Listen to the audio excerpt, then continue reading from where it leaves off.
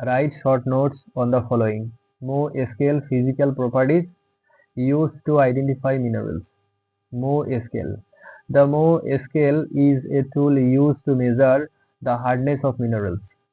Mo scale হলো একটি পদ্ধতি যা খনিজের কঠোরতা পরিমাপ করতে ব্যবহৃত হয়। It was developed by Frederick Moe in 1812. এটি 1812 সালে ফ্রেডরিক মো দ্বারা উদ্ভাবিত হয়েছিল। The scale ranges from 1 softest to 10 hardest, with each number representing a specific mineral. এই স্কেল 1 সবচেয়ে নরম থেকে 10 সবচেয়ে কঠিন পদার্থ পর্যন্ত, যেখানে প্রতিটি সংখ্যা একটি নির্দিষ্ট খনিজকে নির্দেশ করে। For example, tall is rated 1, very soft, while diamond is rated 10, hardest. যেমন ট্যাল্কের রেটিং 1, অত্যন্ত নরম, আর হীরা রেটিং 10, সবচেয়ে কঠিন। It helps geologists and mineralogists identify and compare minerals based on their ability to resist scratching. এটি ভূবিজ্ঞানী এবং খনিজবিদদের খনিজ চিহ্নিত করতে এবং আঁচড় প্রতিরোধের ক্ষমতার ভিত্তিতে তুলনা করতে সাহায্য করে। Physical properties used to identify minerals. Minerals are identified using several physical properties that are observable and measurable. খনিজগুলোকে চিহ্নিত করতে কয়েকটি শারীরিক বৈশিষ্ট্য ব্যবহার করা হয় যা দেখা ও পরিমাপ করা হয়।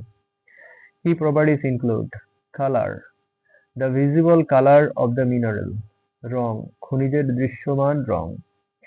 Streak, the color of the powdered form of the mineral when rubbed on a streak plate.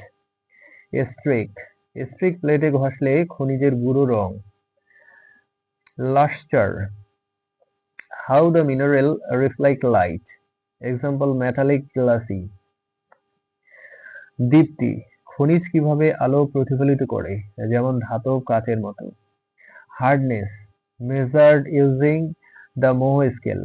কঠোরতা, Moe scale ব্যবহার করে পরিমাপ করা হয়। Cleavage and fracture, how a mineral breaks along flat planes, cleavage or irregular surface fracture.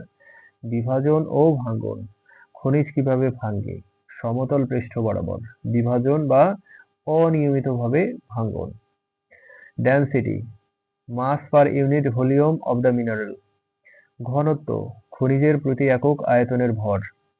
Crystal form, the external shape of the mineral crystals. স্ফটিক গঠন, খনিজের স্ফটিকের বাহ্যিক আকৃতি। The properties help in accurate identification and classification of minerals.